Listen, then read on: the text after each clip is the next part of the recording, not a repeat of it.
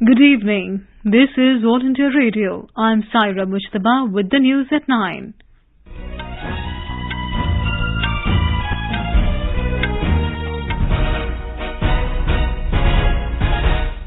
The headlines. President Draupadi Murmu says onus is on everyone to make the process of seeking justice affordable for all. Prime Minister Narendra Modi emphasizes launch of India-Bhutan satellite is a testament to special relationship with people of Bhutan. Union Minister Dr. Jitendra Singh says digital innovation will play an important part in governance to transform India into a digitally empowered society. PM Modi to share his thoughts in Mann Ki Baat program on All India Radio at 11 a.m. tomorrow. In FIFA World Cup, Australia upset Tunisia 1-0, Poland defeats Saudi Arabia 2-0. And in cricket, second ODI between India and New Zealand to be played at Hamilton tomorrow. And now the news in detail. President Draupadi Murmu today said that preamble's singular focus is how to improve social good. In her valedictory address at the Constitution Day celebrations organized by the Supreme Court in New Delhi, President Murmu said the onus is on everyone to make the process of seeking justice affordable for all. Onus is on all of us to make the process of seeking justice affordable to all. I appreciate the efforts made by the judiciary in this direction. She praised the Supreme Court and other courts in the country who have endeavored to make judgments available in regional languages, thereby making important judgments accessible. She said live streaming of court proceedings will also go a long way in raising public awareness. The President said landmark judgments passed by Supreme Court have strengthened the legal and constitutional framework.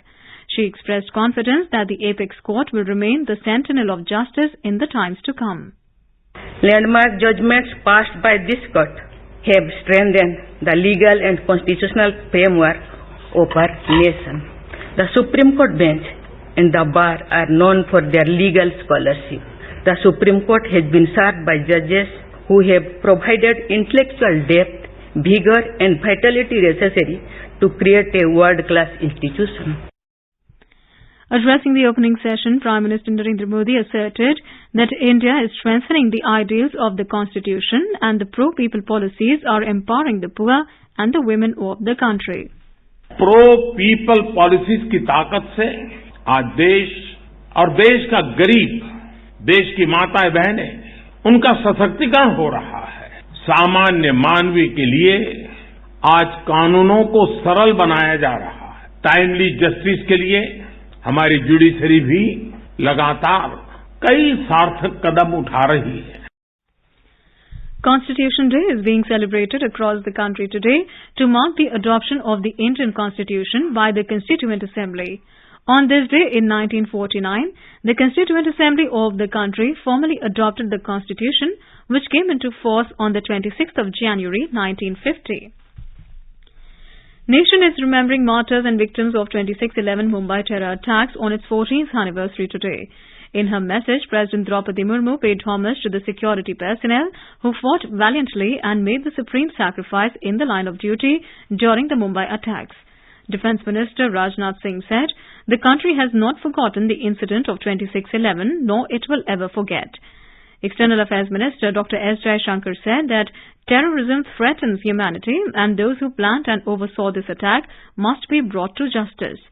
On this day in 2008, 10 terrorists who had travelled from Pakistan to Mumbai through the sea route carried out a series of coordinated shootings and bombings at several locations in Mumbai, killing over 160 people. President Draupadi Murmu and Prime Minister Narendra Modi today congratulated ISRO for the successful launch of PSLV C-54 mission. In her message, President Murmu commended teams of India and Bhutan for the successful launch of the jointly developed satellite. Prime Minister Narendra Modi in his message said that the EOS-06 satellite will help in optimizing utilization of maritime resources. He added that the launch of the 3 satellites from Indian companies, Pixel Space and Dhruv Space, heralds the beginning of a new era where Indian talent in space technology can be fully realized. He extended his congratulations to all the companies and everyone involved in the launch. The India-Bhutan SAT, jointly developed by India and Bhutan, was launched into space today by ISRO's Polar Satellite Launch Vehicle. Joining in a video conference after the launch, External Affairs Minister Dr. S. Jaishankar has said that it was a historic milestone for India's bilateral relations with the Kingdom of Bhutan. Our two sides have taken the India-Bhutan partnership to a new and emerging area in the 21st century through achievements in space and technology. You may recall, during the visit of Prime Minister Modi to Bhutan in August 2019, we had jointly inaugurated the Ground Earth Station of the South Asia satellite in Thimphu, which was constructed with the support of ISRO. Earlier in the morning, India successfully placed into orbit the Indo-French Ocean Observation Satellite EOS-6 and 8 other nano-satellites through PSLV C-54 from the Satish Dhawan Space Centre, Sriharikota at 11:56 a.m. today. Union Minister Dr. Jitendra Singh said that digital innovation will play an important part in the next decade for governance to transform India into a digitally empowered society and knowledge economy. Inaugurating the 25th National Conference on E-Governance at Katra in Jammu and Kashmir, the minister said the ultimate objective of good governance is to bring ease of living in the life of the common man. He said the Modi government has preempted the need of information technology and inculcated the same in each and every aspect of governance. Dwelling on the theme of the conference, bringing citizens, industry and government closer, Dr. Jitendra Singh said this has become an absolute necessity in the times we live in. The minister also presented the National Awards for E-Governance NAG under 5 categories of the NAG scheme 2022 to 18 e-governance initiatives at central, state and district levels, academic and research institutions and public sector undertakings. Prasar Bharati, India's public service broadcaster, is hosting the 59th Asia Pacific Broadcasting Union ABU General Assembly 2022 in New Delhi. The theme of this year's assembly is Serving the People, Media's Role in Times of Crisis. The event coincides with the celebration of the 75th year of India's independence, Azadi Ka Amrit Mahotsav. The ABU is a non-profit professional association of the broadcasting organizations of Asia and Pacific region. Briefing media in New Delhi today, Prasar Bharati CEO Gaurav Dwivedi highlighted the important role played by the electronic media during the COVID crisis. He said self-reliance in the field of broadcasting is a challenge and Prasar Bharati will address it gradually. It's a challenge certainly, but our effort is to provide the best possible broadcasting service. And in that direction, anything that needs to be done will be done. We will attempt to have the best infrastructure from wherever it may be sourced, but at the same time try to increase the level of indigenization. In Gujarat, poll campaigning is at its peak as only 3 days are left for campaigning for the first phase of assembly elections. All the political parties are putting in all their might to woo the voters. A report from our correspondent. As part of BJP's intensive poll campaign, Union Home Minister Amit Shah addressed marathon rallies at Taraja, Mahua and Jamnagar in Saurashtra region today. Mr. Shah said that it is BJP that has ensured peace and security in Gujarat. Party's National President JP Nadda and a huge team of central ministers including Piyush Goyal and Dharmendra Pradhan also campaigned at various places today. Senior Congress leader Ashok Gehlot addressed a rally at Rapar in Kutch today. He criticized BJP government for misleading people. Aam Aadmi Party chief Arvind Kejriwal and party leader Raghav Chadha campaigned for the party today. With Jitendra Dwivedi, Aparna Khun, AR News, Ahmedabad. Polling for the first phase of assembly elections will be held for 89 seats of Saurashtra, Kutch and South Gujarat region on the 1st of December. BJP today mounted its attack on the Aam Aadmi Party AAP after another purported video of jailed Delhi minister Satyendra Jain came to the fore. In the video, he is seen holding a conversation with the recently suspended superintendent of Tihar jail. Talking to media, BJP MP Parvesh Verma said, "Today is Constitution Day and some people sitting on constitutional posts in the Delhi government are openly violating it." Reacting to the video, AAP convener and Delhi Chief Minister Arvind Kejriwal linked it to the upcoming MCD polls and said people have to decide between 10 videos of BJP and 10 guarantees of AAP in the polls. This is All India Radio giving you the news. For quick news updates round the clock, follow us on Twitter at AIR News Alerts. Welcome back. Prime Minister Modi will share his thoughts with the people of the country and abroad in the Mann Ki Baat program on All India Radio at 11 a.m. tomorrow. It will be the 95th episode of the monthly radio program. The program will be broadcast on the entire network of All India Radio and Doordarshan, AIR News website and News on AIR mobile app. It will also be live streamed on the YouTube channels of AIR News, DD News, PMO and Information and Broadcasting Ministry. AIR will broadcast the program in regional languages immediately after the Hindi broadcast. With the rise in cases of measles in Mumbai and parts of Maharashtra, the state government is planning to intensify the vaccination drive for those children who have not been immunized yet. Maharashtra State Surveillance Officer Dr. Pradeep Avare, while talking to AIR, said some children are yet to be vaccinated and that's why they are contracting the disease. In Mumbai, 8 new cases of measles were detected yesterday, taking the cumulative total to 260 in the island city. The Health Department has said that around 13 children have died due to measles in Mumbai alone.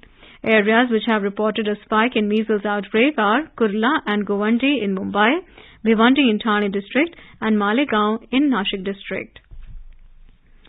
Union Minister of External Affairs Dr. S. Jaishankar arrived at Imphal this afternoon on a 3-day visit to Manipur. While attending the interaction session on Indian foreign policy organized by Manipur University in Imphal today, the Union Minister said that Manipur state has been facing problems due to the chaotic situation in the neighbouring country of Myanmar.